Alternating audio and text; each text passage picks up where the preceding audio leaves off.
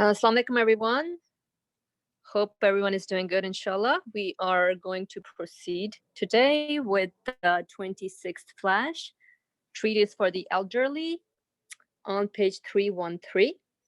Hamim just posted the link, and we're doing the 13th hope. So let's start. أعوذ بالله من الشيطان الرجيم بسم الله الرحمن الرحيم ربي اشرح لي صدري ويسر لي أمري واحلل عقدة من لساني يفقهوا قولي لا إله إلا أنت سبحانك إني كنت من الظالمين وصلى اللهم على محمد وعلى آله وأصحابه أجمعين والحمد لله رب العالمين آمين. The 26th flash, 13th hope, page 313. In this hope, I shall describe an important scene from my life.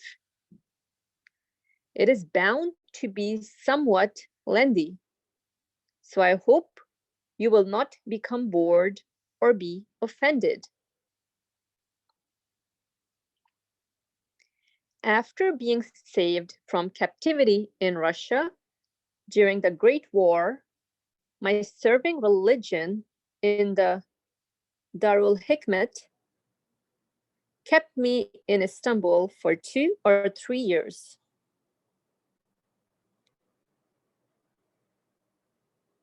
Then, through the guidance of the all-wise Quran and spiritual influence of risale-i and the awakening of old age,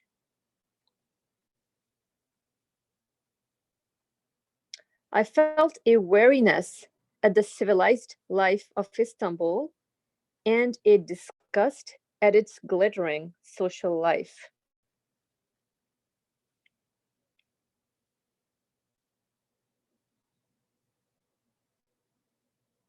A feeling of longing for my native land drove me there.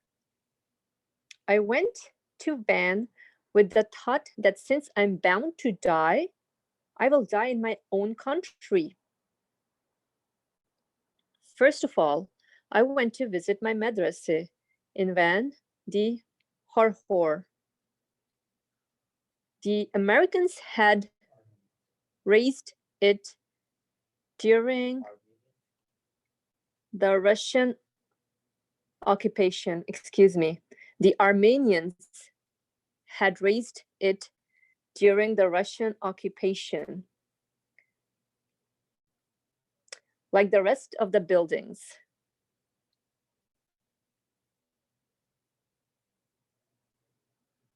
It was right under and adjacent to Van's famous citadel, which is a great monolith like a mountain.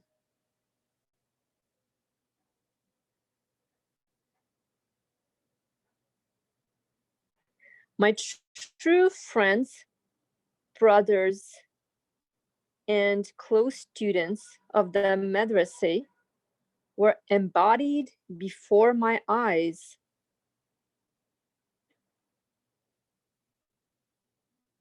Some of those devoted friends had become actual martyrs, while others had died due to that calamity and had in effect become martyrs.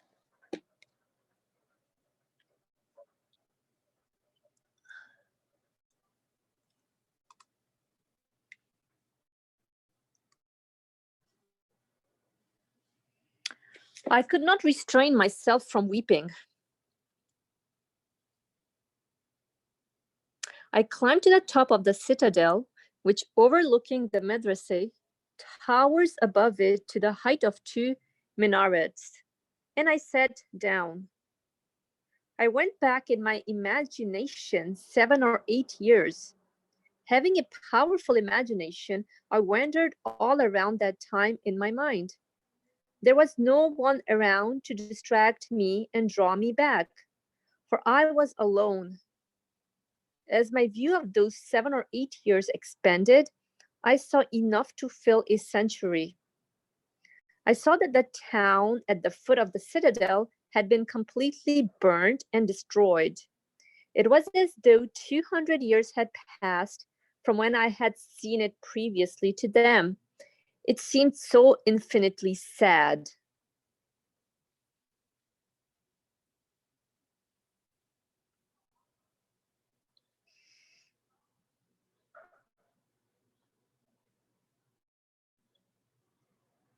There's a footnote at the bottom.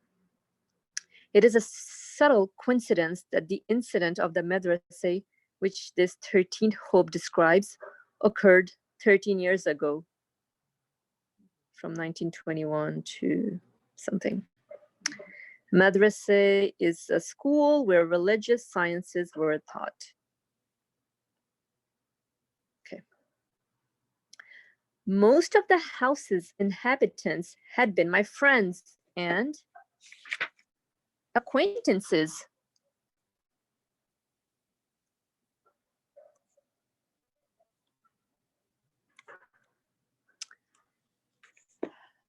The majority of them had died in the migrations. May God have mercy on them, or had gone to a wretched exile.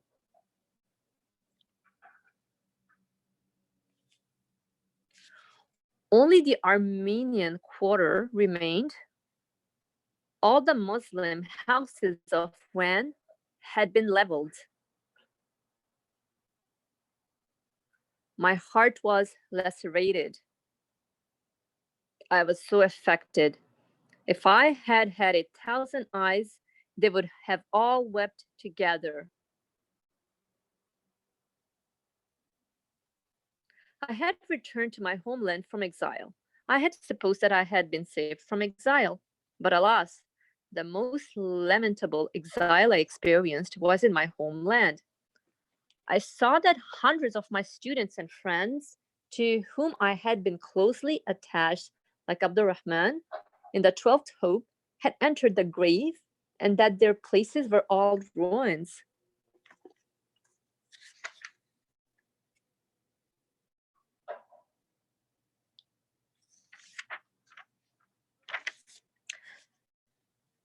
There were some lines that had long been in my mind, but I had not understood their true meaning.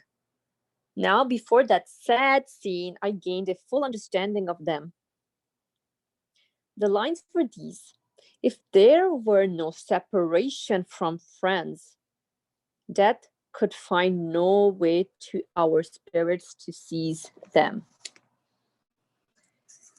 If there were no separation from friends, death could find no way to our spirits to seize them.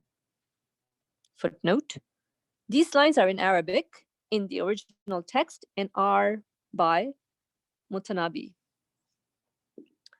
That is to say, what kills man most is separation from those he loves.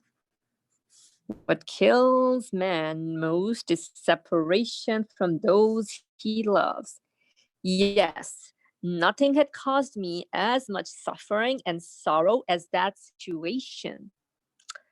If assistance had not come from the Quran and from belief, my grief and sorrow and suffering would have made my spirit fly away. My grief and sorrow and suffering would have made my spirit fly away.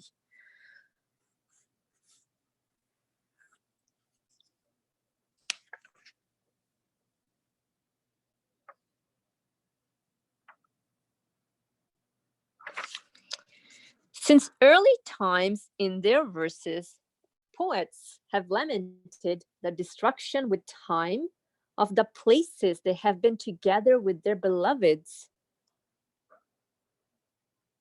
I had seen this most painfully with my own eyes, with the sorrow of someone passing by the dwellings of beloved friends. After 200 years, my heart and spirit joined my eyes in weeping.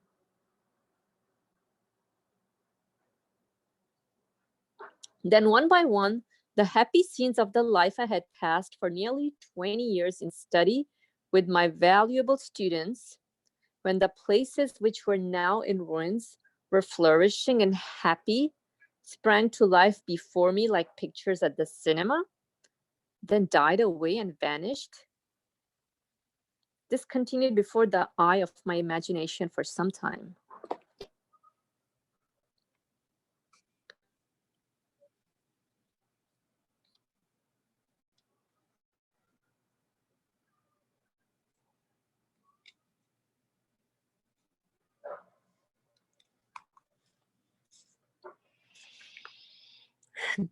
Then I felt astonished at the state of the worldly. How is it that they deceive themselves? For the situation there showed clearly that this world is transitory and that human beings are guests within it. This world is transitory and human beings are guests within it. I saw with my own eyes how true are the constantly repeated words of the people of reality. The world is cruel, treacherous, bad. Don't be deceived by it. I also saw that just as man is connected with his own body and household, so is he connected with his town, his country, and with the world. For while weeping with my two eyes at the pitifulness of old age in respect of my body, I wanted to weep with 10 eyes not only at my madrasa's old age, but at its death. And I felt the need to weep with 100 eyes at the half death of my beautiful homeland.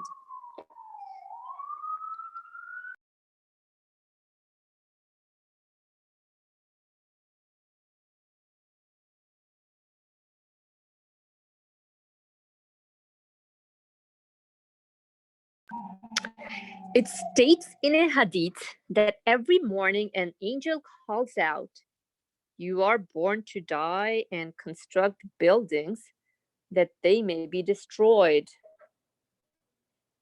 You are born to die and construct buildings that they may be destroyed.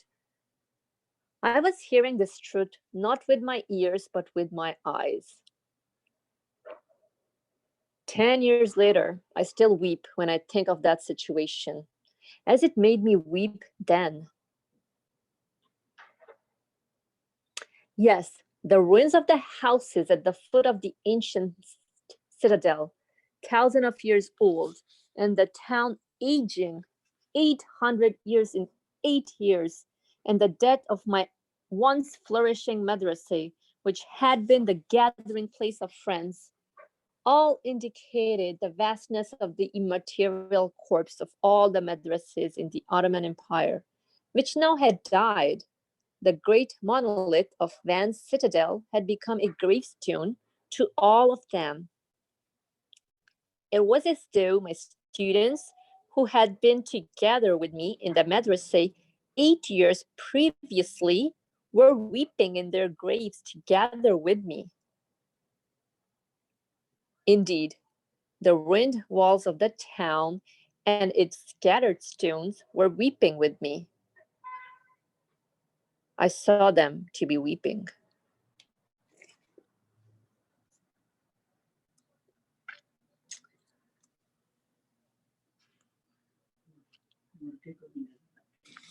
Then I understood that I could not endure this exile in my native land. I thought that I would either have to join them in the grave or withdraw into a cave in the mountains and await my death. I told myself these unendurable, searing separations, which destroy patience and resistance, surely make death preferable to life. These endurable, these unendurable, searing separations, which destroy patience and resistance, surely make death preferable to life.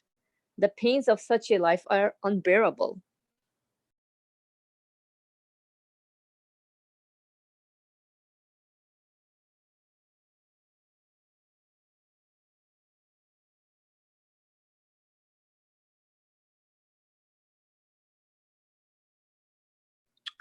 I then cast a glance over the six aspects and saw that they were all black.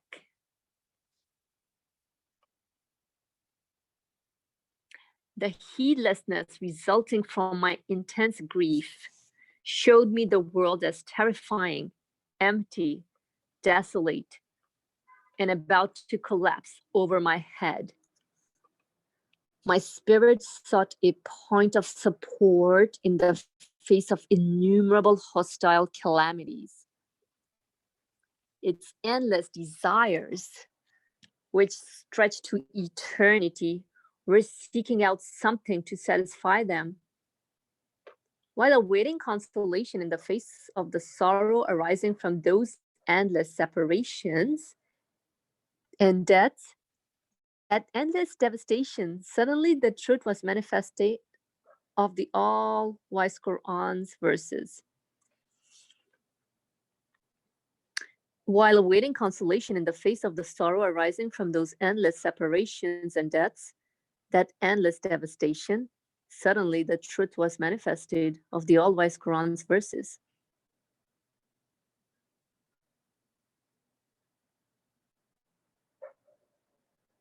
Whatever is in the heavens and on earth, let it declare the praises and glory of God. Whatever is in the heavens and on earth, let it declare the praises and glory of God. For he is exalted in might, the wise. To him belongs the dominion of the heavens and the earth.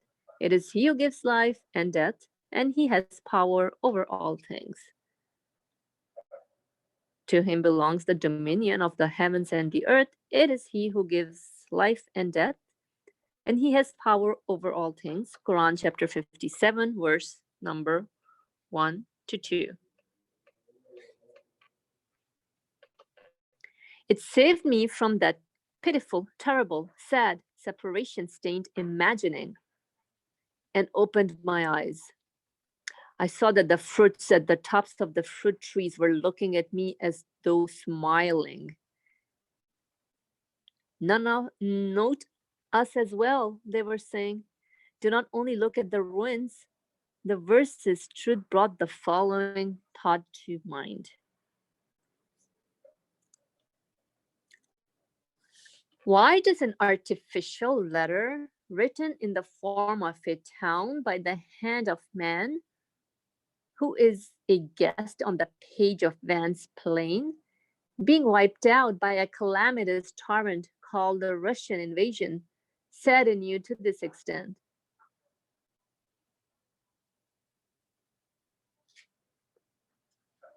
Consider the pre-eternal inscriber, everything's true owner and sustainer. For his missives on this page continue to be written in glittering fashion, in the way you used to see.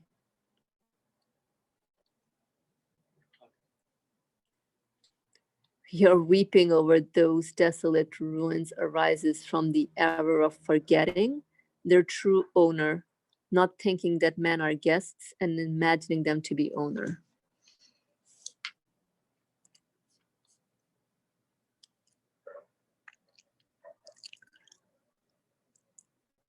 Note us as well, the fruits were saying. Do not only look at the ruins. The verses truth brought the following thought to mind. Why does an artificial letter written in the form of a town by the hand of man, who is a guest on the page of Wan's plane, being wiped out by a calamitous torrent called the Russian invasion, sadden you to this extent? Consider the pre-eternal inscriber, everything's true owner and sustainer, for his missives on this page continue to be written in glittering fashion, in the way you used to see. Your weeping over those desolate ruins arises from the error of forgetting their true owner, not thinking that men are guests and imagining them to be owner. A door to reality opened up from my error, from that searching sight, from that searing sight. And my soul was prepared to accept the reality completely. Like iron is plunged in the fire so that it softens and may be profited from, that grievous sight and terrible state were fire, which softened my soul. Through the reality of the above verses, the Quran of miraculous exposition showed my soul the effulgence of the truths of belief, causing it to accept it. Yes, all thanks be to God, as is proved conclusively in such parts of the risale-i as the 12th letter. Through the effulgence of belief in God, the truth of the verses becomes a source of strength for the spirit and heart, which unfolds proportionately to the firmness of each person's belief. The truth of the verses becomes a source of strength for the spirit and heart, which unfolds proportionately to the firmness of each person's belief.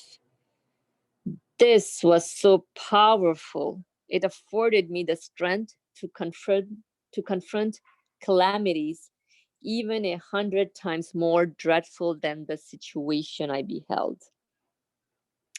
It uttered this reminder: everything is subjected to the command of this country's true owner, your creator. Everything is subjected to the command of this country's true owner, your creator. He holds the reins of all things. He holds the reins of all things. Your relation with him should be sufficient.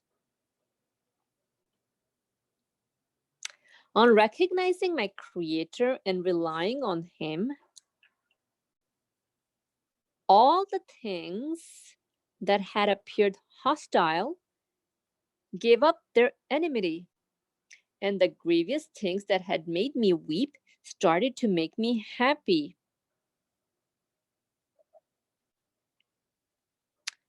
As we have demonstrated with certain proofs in many places in the risale-i, through the light proceeding from belief in the hereafter,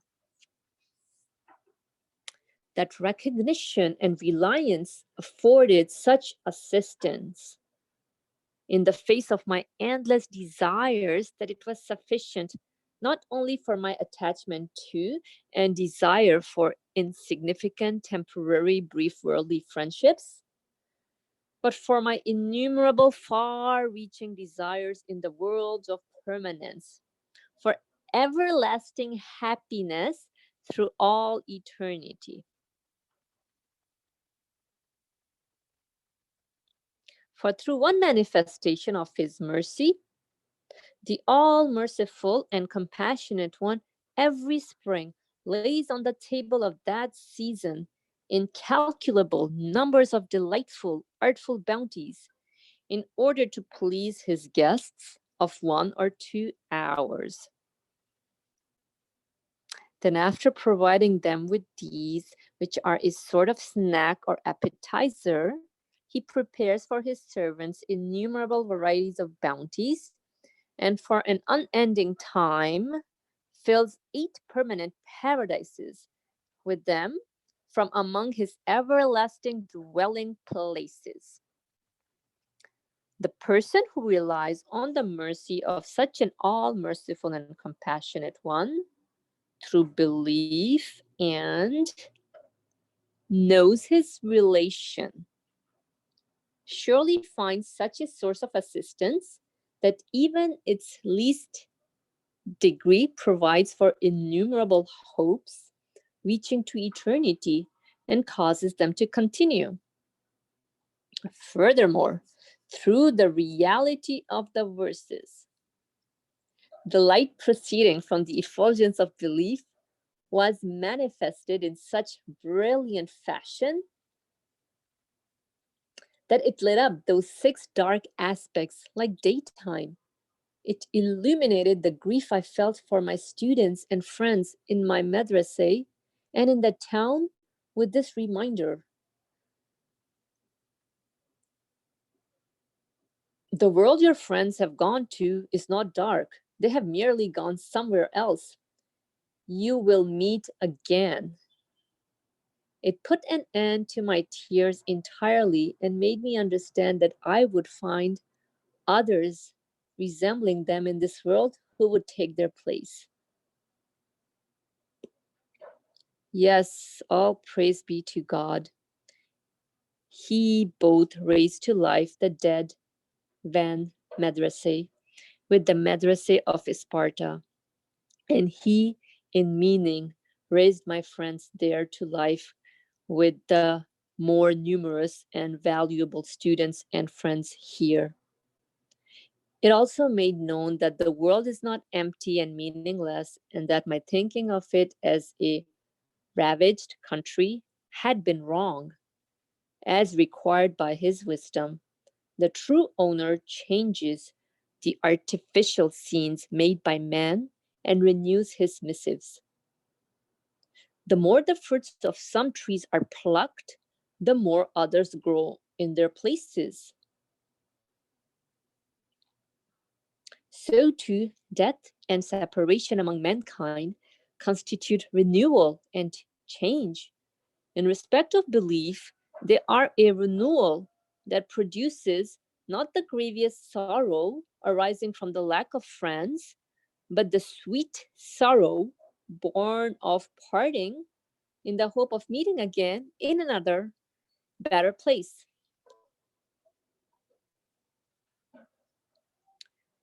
The verses also illuminated the face of the beings in the universe, which had appeared dark in the former ghastly situation.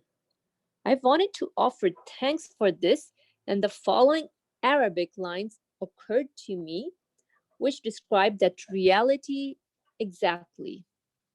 I said, all praise be to God for the light of belief, which dispels the illusion of beings as hostile strangers, moribund, and savage, as weeping orphans, and shows them to be loving brothers, living and familiar, joyfully employed in mentioning God's names and glorifying Him. That is to say, due to the heedlessness resulting from my grievous state of mind, some of the beings in the universe appeared to my neglectful soul as hostile and strange.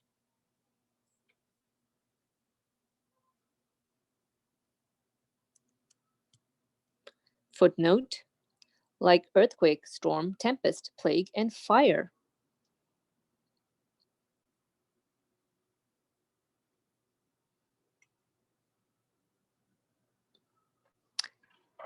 Others as awesome corpses, and yet others as orphans weeping in their loneliness. In the light of belief, I saw that they were all friends and brothers. As for the awesome corpses, some were living and friendly, while others had been released from their duties. Seeing through the light of belief the wailing of the orphans to be the murmuring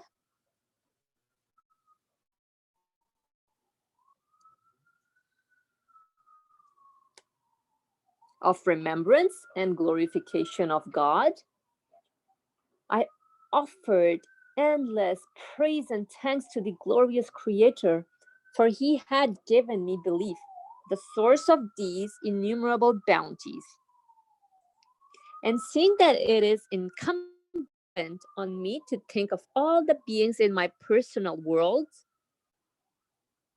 which is as vast as the world, as being engaged in the praise and glorification of God, and through intention to make use of them, it means that I say all praise and thanks to God for the light of belief, together with all those beings who utter it singly and as a whole through the tongue of disposition.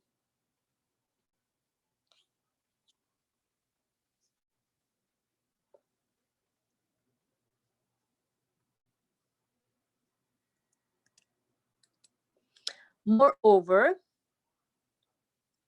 the pleasures of life, which had been reduced to nothing by my heedless and dreadful state of mind, and my hopes, which had withered up entirely, and my personal enjoyment and bounties, which had been constricted within the narrowest bounds, indeed destroyed, suddenly so expanded through the light of belief, that narrow sphere around my heart, that it contained the whole universe, as has been proved clearly in other parts of the risale-i, and in the place of the bounties which had withered up in the garden of the Horhor Madrasa and lost their taste. It made the realms of this world and the hereafter each a merciful table of bounties. It showed that not only the 10 or so human members, like the eyes, ears, and heart, but also the 100 members were an extremely long arm which believers might extend each according to his degree. To those two tables of the most merciful, to gather in the bounties from all sides. At that time, I uttered the following words, both to express this elevated truth and as thanks for those endless bounties.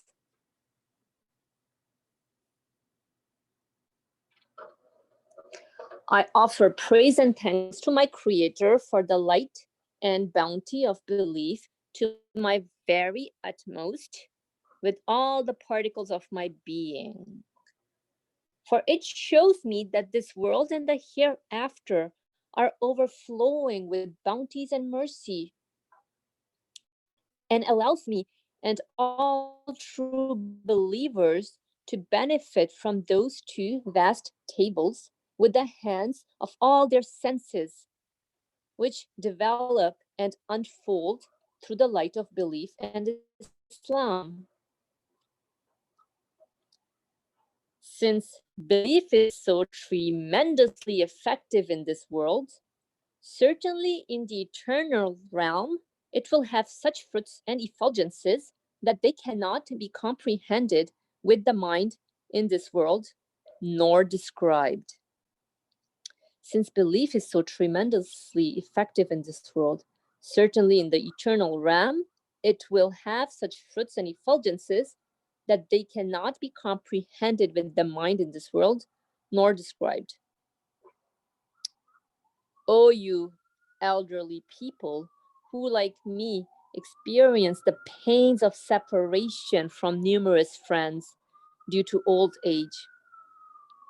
However much older than me in years, the oldest of you is, my guess is that in meaning, I am older than him.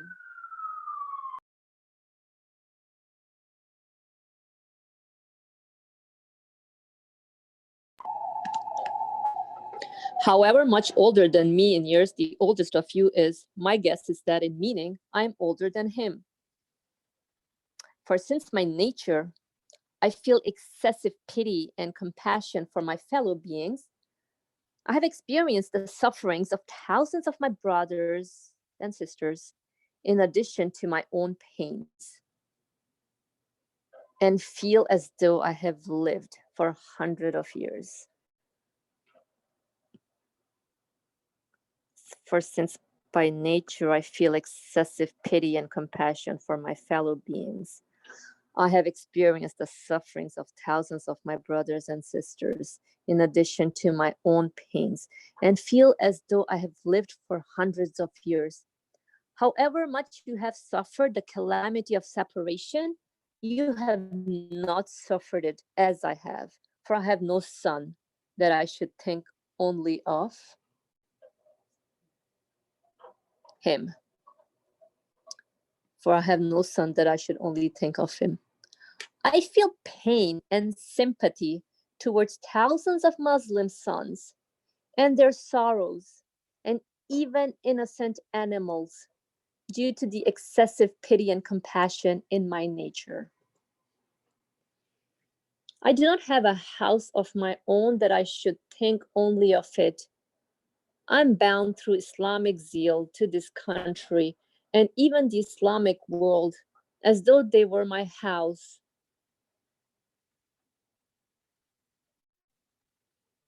I'm saddened at the pains of my fellow Muslims in those two great houses, and am sorrowful at being parted from them. Thus, the light of belief was sufficient for me, and all my sorrows arising from old age and the pains of separation. It gave me an inextinguishable hope, an unassailable faith, an unquenchable light, unending solace.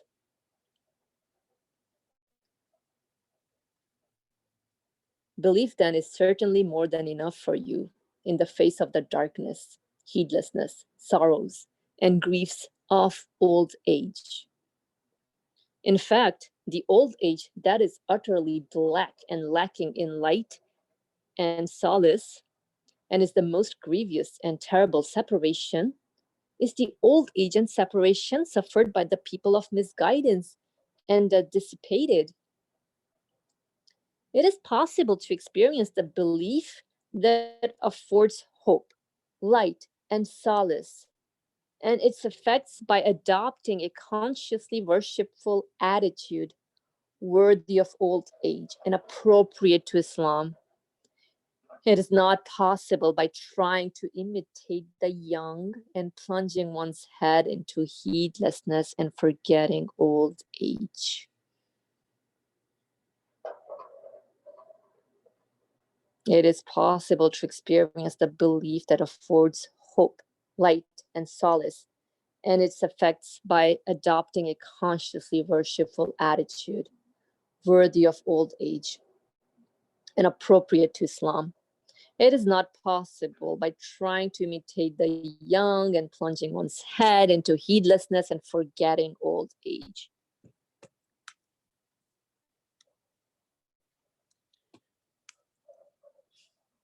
Dwell on the hadith, the meaning of which is: the best of the youths among you are those who imitate those of mature years, while the worst of your elderly are those who imitate the young. That is to say, the best youths are those who resemble the elderly in self restraint and abstaining from vice, while the worst elderly people are those who resemble the young in plunging themselves into dissipation and heedlessness. My elderly brothers and sisters, there is a hadith which says, divine mercy is ashamed to leave unanswered the prayers offered to the divine court by elderly believers of 60 or 70 years. Seeing that divine mercy holds you in such respect, be respectful towards this respect by performing your worship. Seeing that divine mercy holds you in such respect, be respectful towards this respect by performing your worship. This is the end to the 13th hope.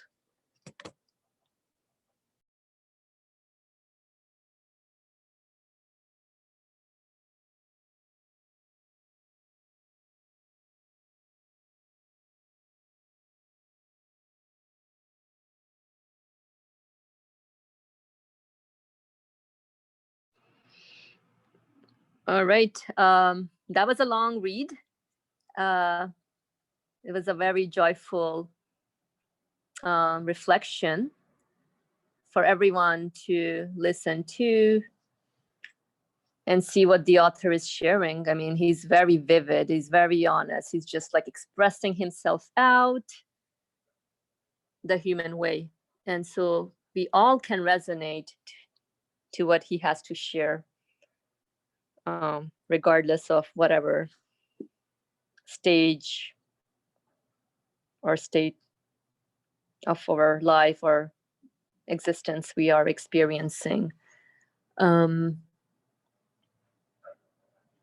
It's he used some really powerful usage of words as well, and just sharing out exactly what the reality of this universe is. Um, it's interesting how whatever we go through in our journey here, it's really like reading a book. Sometimes some paragraphs, or let's just maybe like a story, when we're reading a story or watching a movie, there are some main characters, and then the story starts. There are some turbulences that are experienced, but at the end of the day, it's really what you make out of those experiences, and you have kind of like a ending, or like a happy ending, I would say, like really like the way the author presented the case. A little dark, feeling desperate with, seeking true solace, and trying to really figure out what exactly one can hold on to with the transitory nature of this universe. And then at the end of the day, when everything starts making sense, it really becomes like a happy ending, because your spirit, it gets satisfied in its existence. Otherwise, it's just like, um, we're just swimming in an ocean where, there's no, like an unending ocean of hopelessness. So um if one is truly um true to their human self and the reality that they experience, then that ocean of hopelessness turns into, or transforms into, a ocean of hope. Swimming in the ocean of hope, yes.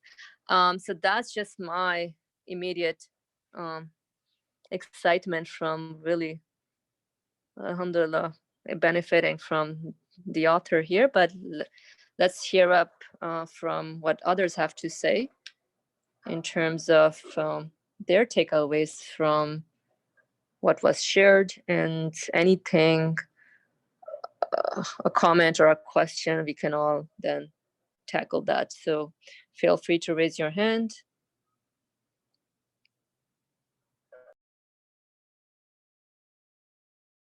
Miriam from Ohio, you're on. Go ahead, please.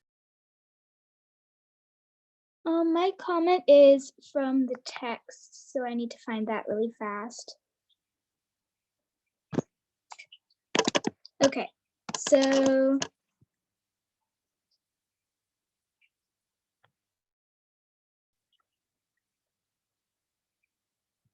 sorry, it takes a while.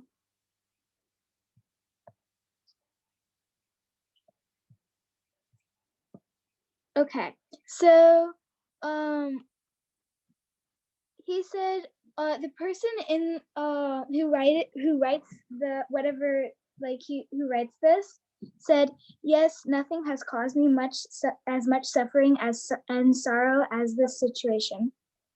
Miriam, can you pinpoint where in what page is that on, and what paragraph, please, so we can all be on the same page? Sure, it's 314, paragraph 2. Paragraph 2. Okay, perfect. Go ahead, please. And where is it again? Yes, I got it. Perfect. Yeah. Go ahead now. It said, yes, nothing has caused me as much suffering and sorrow as that situation. I couldn't understand why he said suffering, because why would our creator give us suffering? It's more like learning, I would say, if you had to replace that word, because it doesn't make sense that your creator would want you to suffer and go through pain when he creates you with care and as meaning. That's the first comment that I had.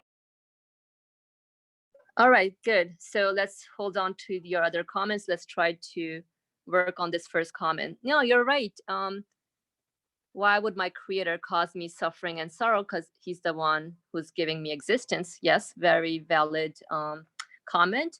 However, I think what the author is mentioning here is that if I am heedless, if I go on in my journey without pondering over my existence, that yes, I'm being taken care of, yes, I'm brought into existence, yes, I'm being provided with mercy and compassion by my host, then in that state of heedlessness, then everything then to me would be looking as suffering.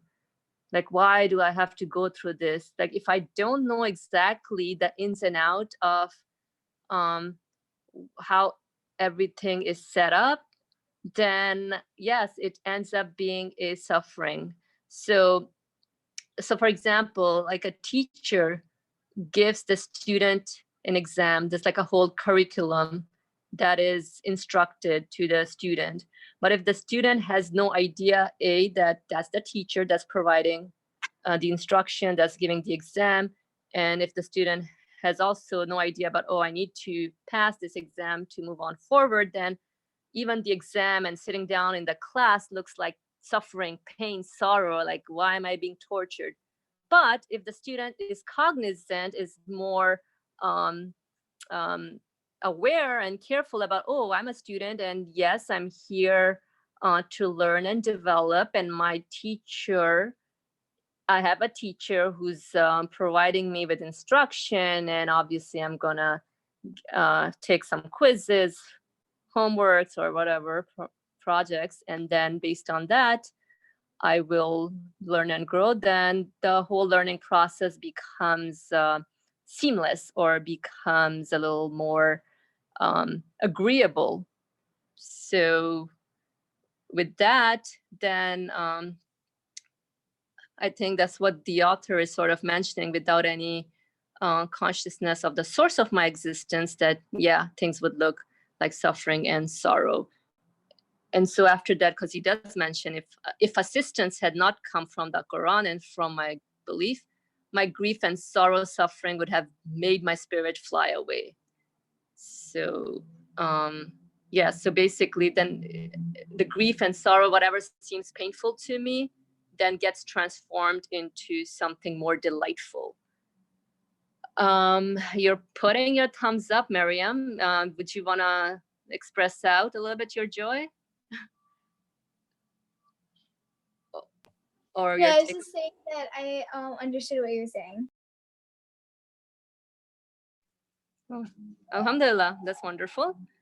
So I see H. Beza, your hand is up. Go ahead, please. Assalamu alaikum. I just wanted to add on to what Faria has already beautifully said in relation to Mariam's question. Something that's attracted my attention in the text. So I think one point the author is emphasizing is that my human nature, or in the way that I find myself existing, right, Mariam? Like I love many things, right? I love my parents, I love my friends, I love I don't know, animals. I like everything. There are many things I like, even my pens, whatever. And because of this connection that I have to everything, the moment that I experience the loss of one of those things, it causes me pain, or I don't prefer that state of being. There can be, because I am made to like things that are permanent, or in other words, to like, to be with the things that I love, right? I don't want them to disappear, or I don't want them to leave me permanently. When they do leave me, my initial response to that state of being is then sadness. So when I think the suffering here the author is talking about is that sadness.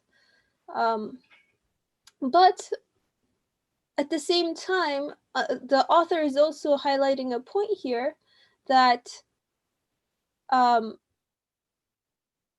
my perception, or the way I view that sadness or suffering, it's not because the separation from the things that I love is bad in its existence.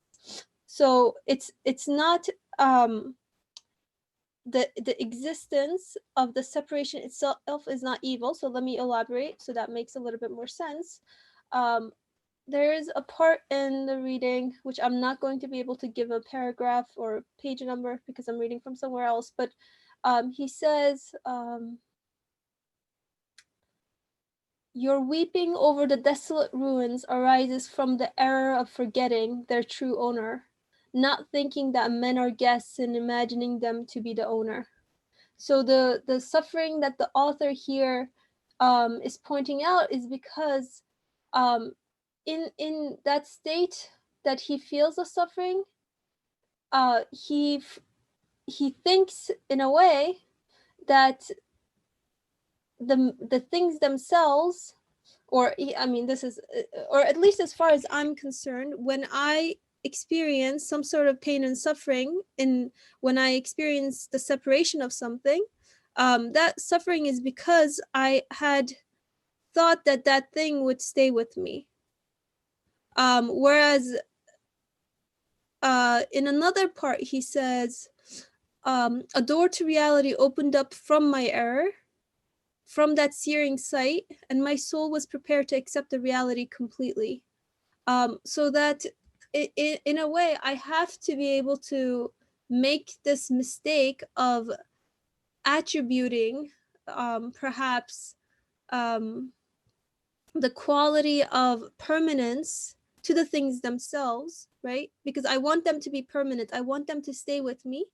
And then when I experience their loss, then in that mistake, when I say mistake, the mistake of thinking that they are going to stay with me, that they themselves have the quality of being permanent, then that mistake, that suffering that I feel there, it might look bad, but in reality, it opens up this door for me to then question the situation, and question why I'm feeling the way I'm feeling, and if that experience itself, the separation itself, is evil, or rather the way that I'm viewing it by attributing the quality of permanence to the things themselves.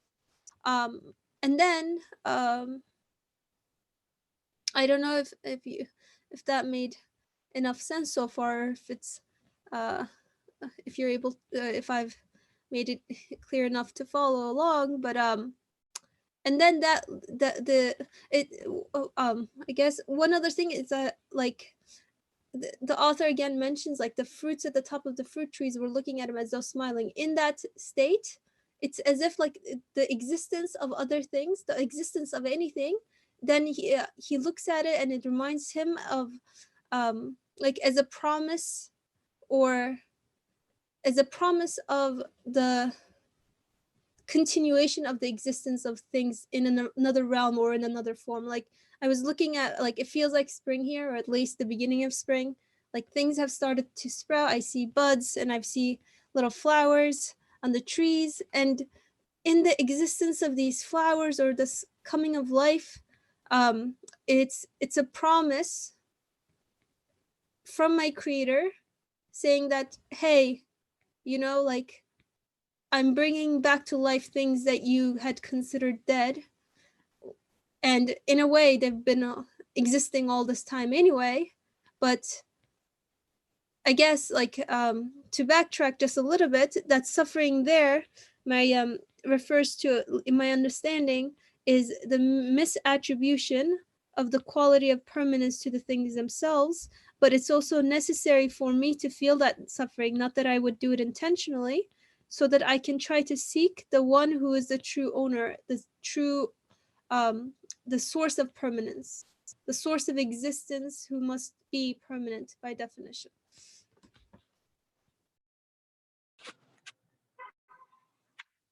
Thank you, HB's. Your comment actually made perfect sense. And, you know, like when the author is mentioning about without the error, how would I know?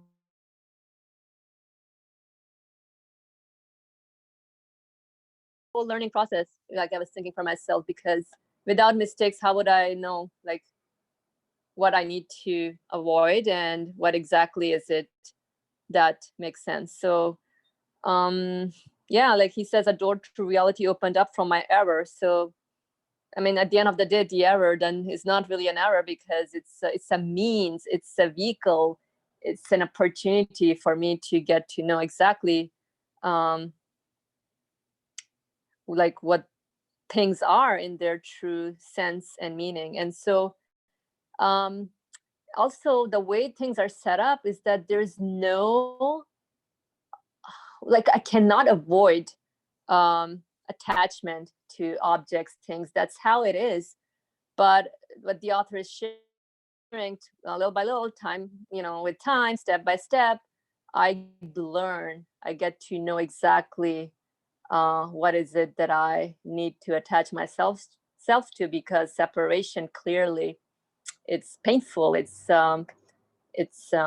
very obvious. So if there was no pain from separation, then I wouldn't know exactly what is it that my spirit yearns for, what is it that my spirit um, is seeking, or what exactly should be my true object of worship. So thank you, HBSI. Thank you for your comment.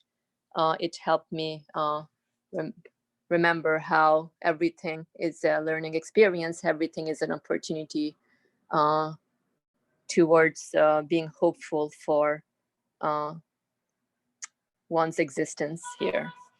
And with this, I see Aisha Noor plus Abdurrahman. Go ahead, please.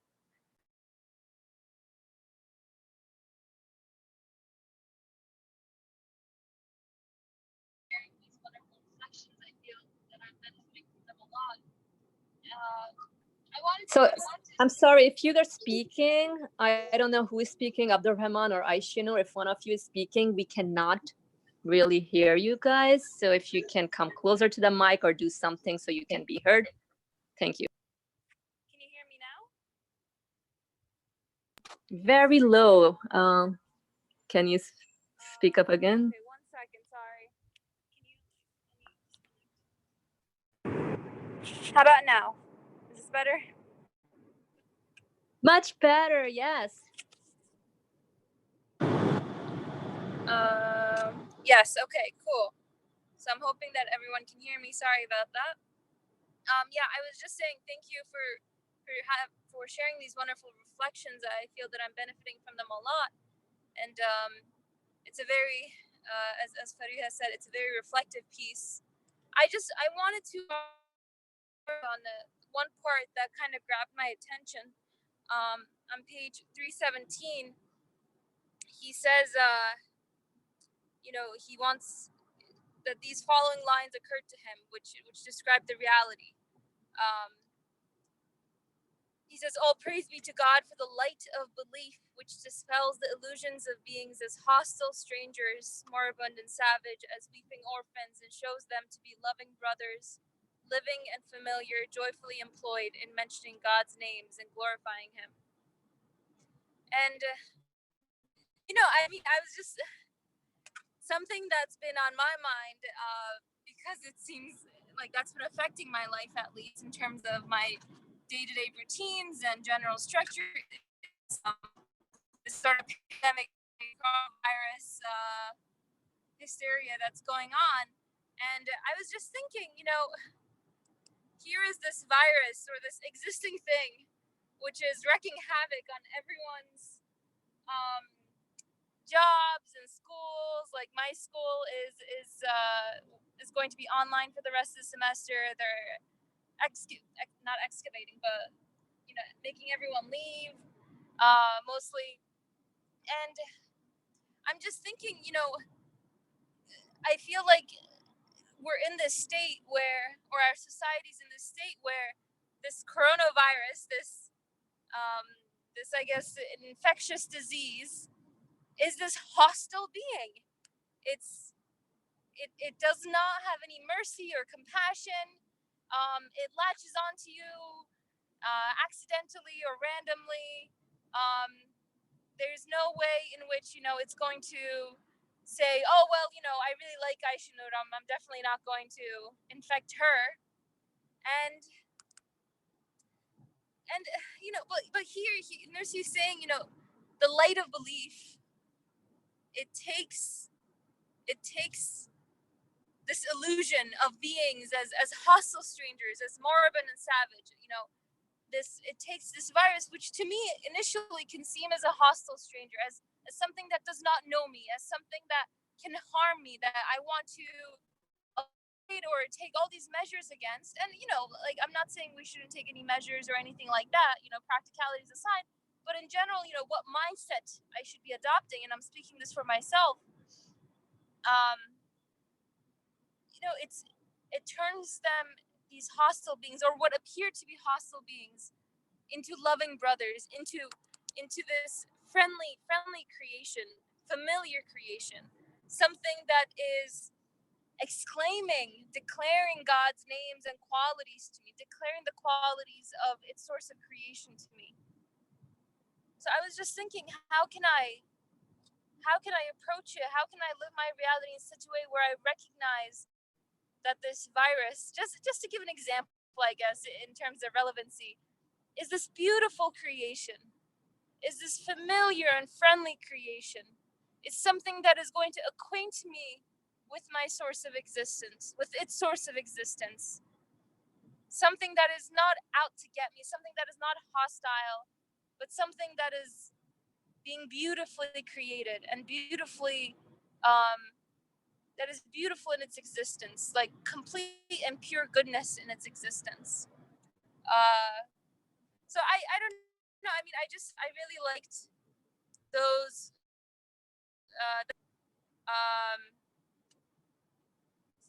dua or thanks that he says, which occurred to him apparently in Arabic, and I thought it was very beautiful, and I just wanted to kind of stay with that and try to see if anyone else has any thoughts on it. Of how, but just, I guess, it's the fact, like, connection with my source of existence, and if you want to, my confirmation of that, my belief, right, my conviction in that is something that beautifies my experience in this world, that beautifies things that I call out again in despair of, whether that's death or something that can potentially lead to death. It's something that makes everything a reflection, meaningful. Yeah, thank you. Oh, thank you, Aishinur, for a very practical comment and question. Would Abdurrahman like to respond to that?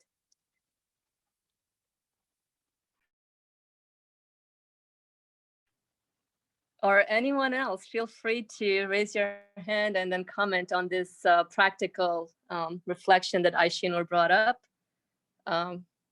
We are all experiencing it. So what's your take on this? Whatever's going on around us. Yeah, how do you see it? And how is the author helping us really make sense of things? Ali Marmer, go ahead, please. Thank you for every comment and question. I always love Maryam's question, and her takeaway at the end of the classes, her notes. It's beautiful. I'm waiting for her notes now. Now, this is it's a long piece, but really pleasurable. It was very pleasing for me to go through all these pages, I think 6, 7 pages. This is a real personal experience of transience in this world, a reality of life.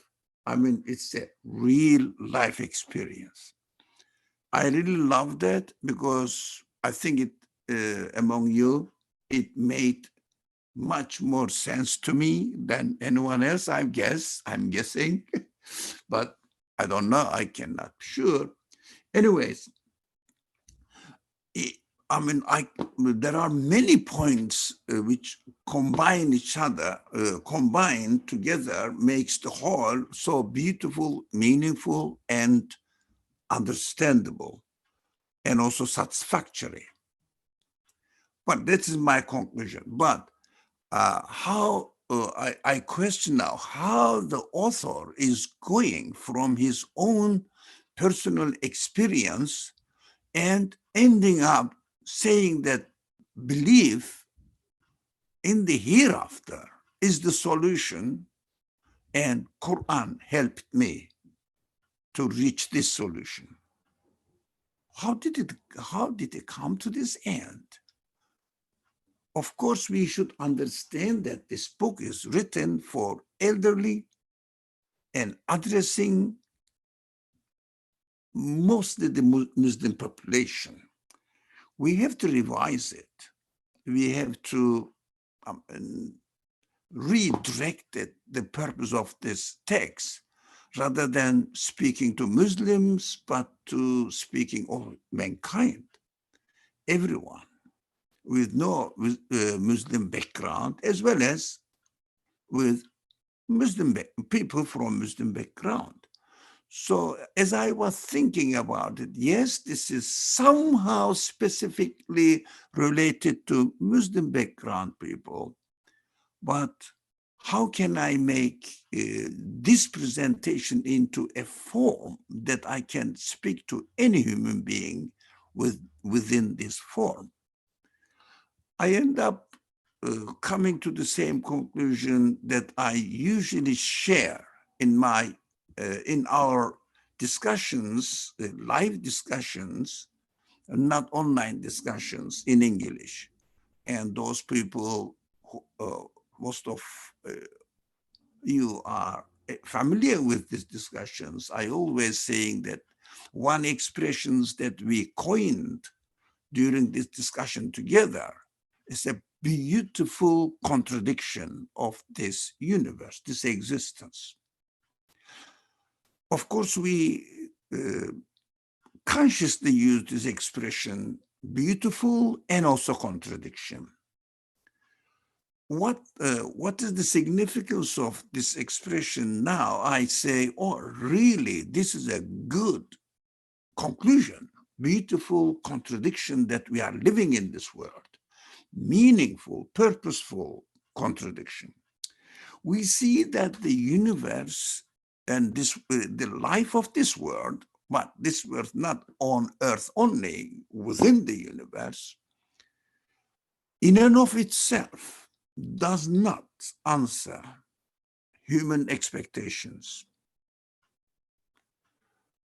How? As the author started expressing his feelings, how sorrow, pain, suffering, he was experiencing in the nature of in the transient nature of this existence. But surprisingly, the author again ended up saying that it's a beautiful summary, or the conclusion, not the summary, I'm sorry, not the summary. Now, page 318,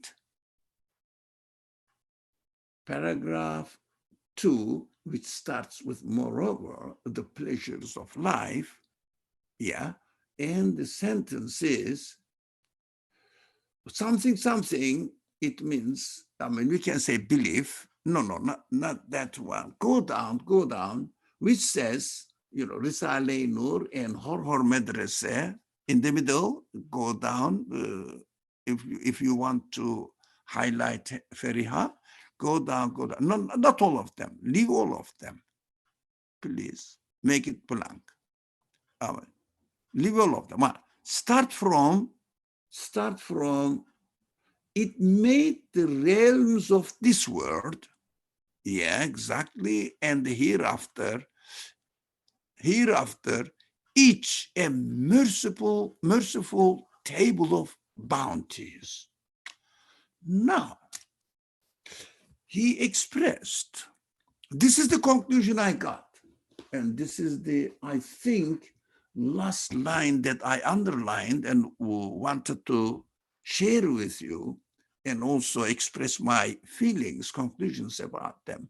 There are many points I want to discuss with you, but this is the last one. Why it attracted my attention? First, this word in and of itself does not answer my human expectations, human desires. I don't want to suffer. I don't want to feel separation or the pain of separation. That is how I am. This word teaches me, only this word, I'm emphasizing the word only, underlined, only this word. And my personal experience in this word teaches me that something is lacking in this world. My feelings say I don't want to suffer, as Mariam pointed out, but at the same time, I do suffer. But it's a contradiction.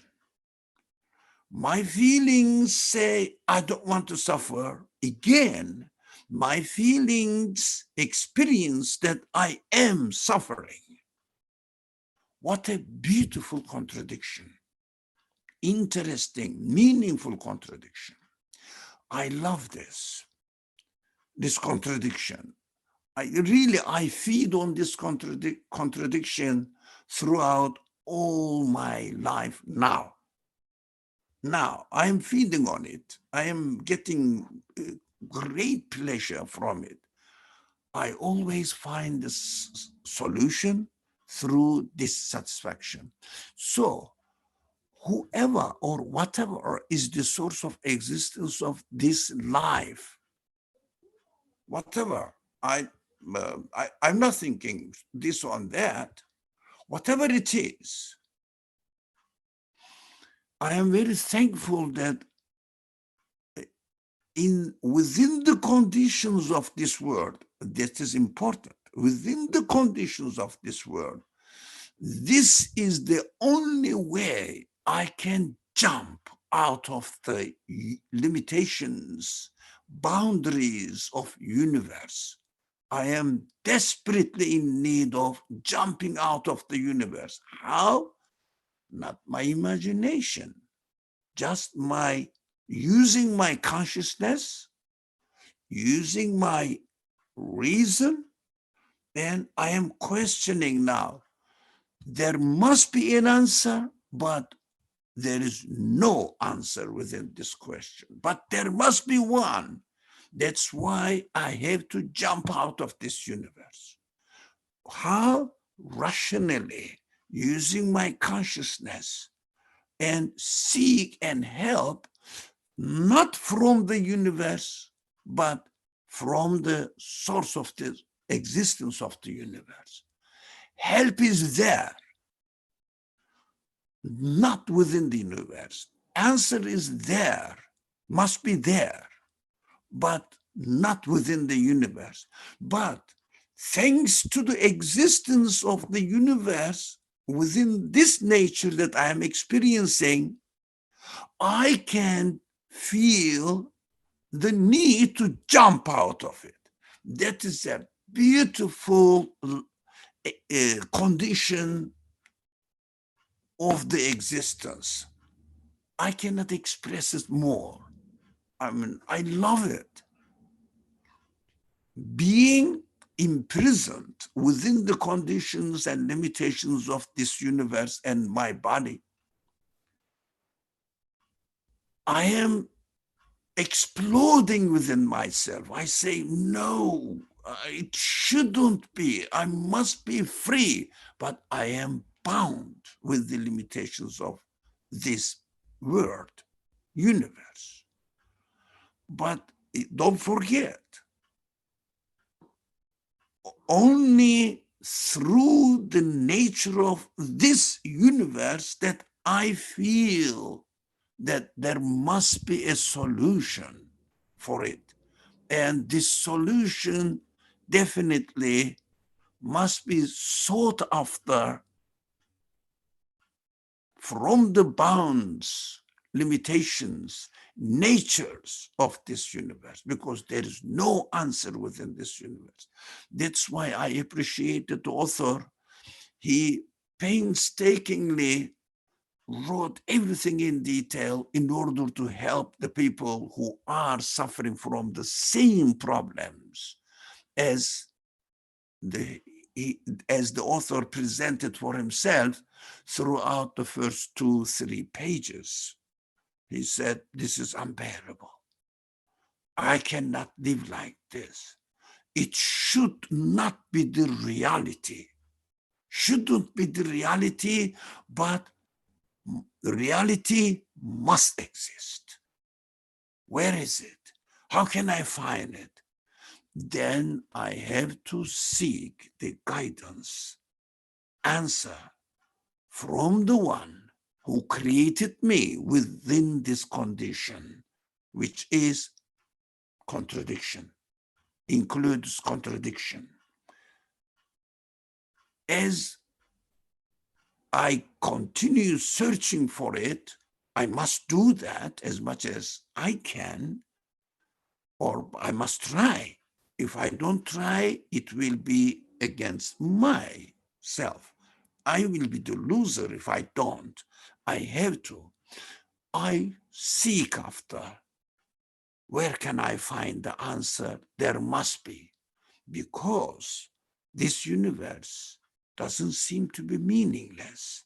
This contradiction never looks like a meaningless contradiction. And the creator who gave existence to me cannot be the one who is taking pleasure, I remember Maryam's comment, by torturing me. Otherwise, why should he has created me? Why should he have created me? It doesn't make sense, because within my own bodily existence and some of my feelings are perfectly adjusted to each other. They are perfectly working in harmony with each other. That must be a sign that there is an answer. I must look for the answer. Where can I find it? That is the source is going to be the point of reference for me. There is no point of reference within the universe except that pointing me, telling me that, and forcing me, urging me that I should look for a point of reference. That is beautiful, useful, and encouraging. If the universe is telling me that I should look, universe including myself, my feelings, telling me that I should look for a point of reference, it must be the aim of the creator who gave existence to this world within this, or including this message in it. It is a call for me. and asking me or telling me, reminding me, search for the answer. It is provided for you. The answer is from my Creator, nowhere else, nothing else. So I must be searching for it and look for the possible claims that it is the answer from the Creator. Search for it, investigate it, and whatever the answer you find in any of them, get it, benefit from it, and apply to ourselves, as the author does. Author says, look, I looked at the Quran. Quran says everything is transient, but look at the universe, that the things are transient, but they are coming into existence. Let me find this anew. Everything is coming into existence. Anyway, page 316.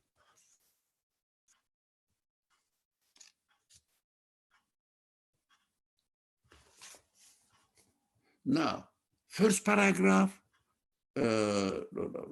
fifth line or fourth line. Consider, but he's speaking to the believers, already believing Muslim population. So I would transfer this sentence into this form.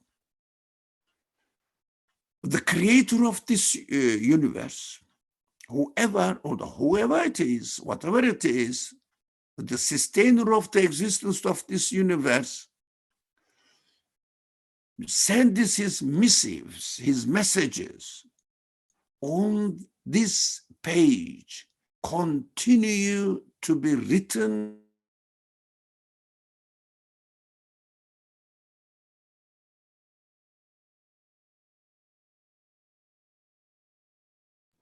Yeah, I think Ali Marmar is having some connection issues.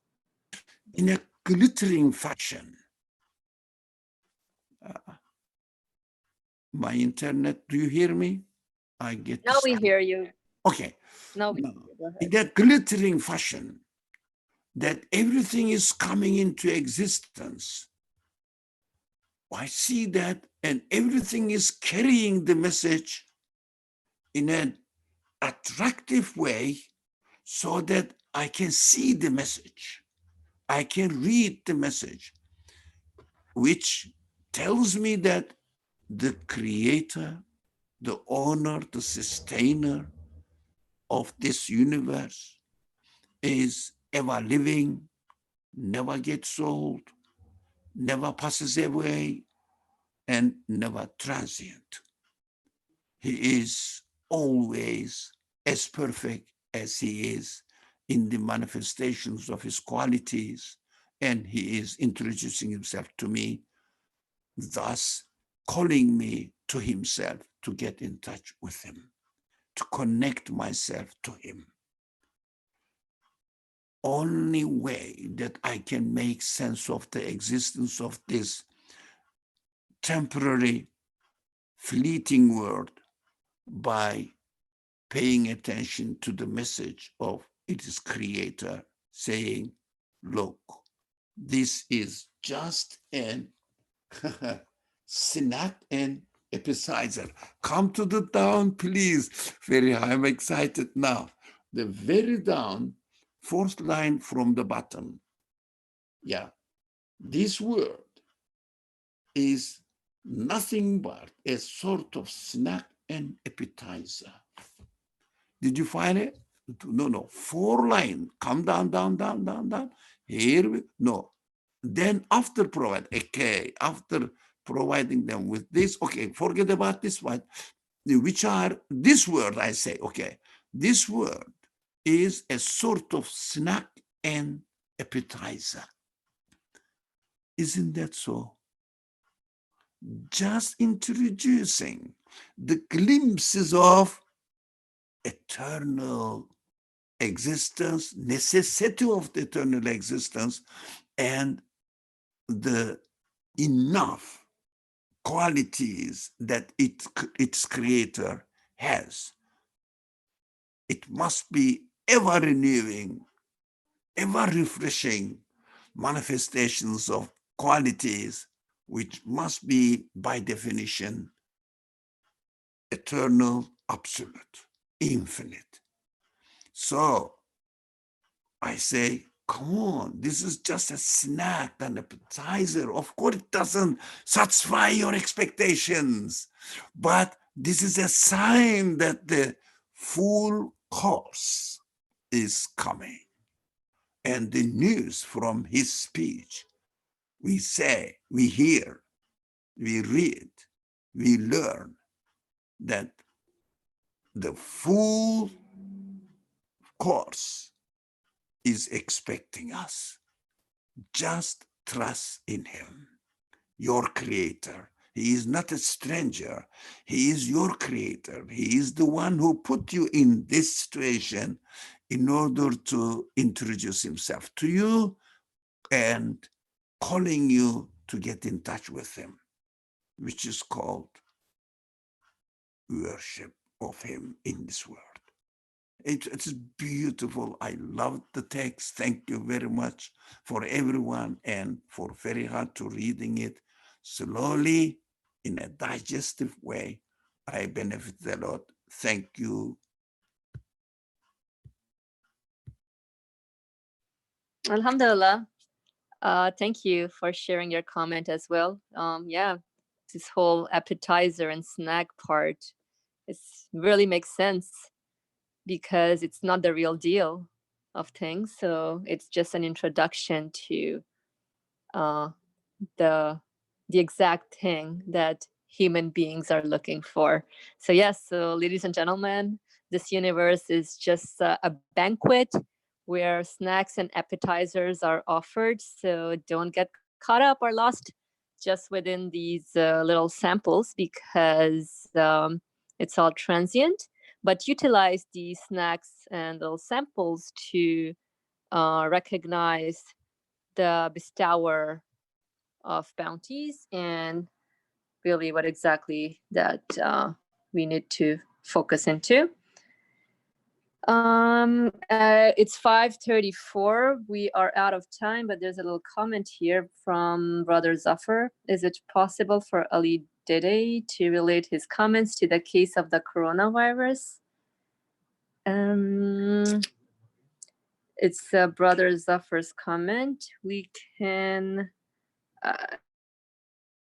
5, so technically we are out of time, but this is a good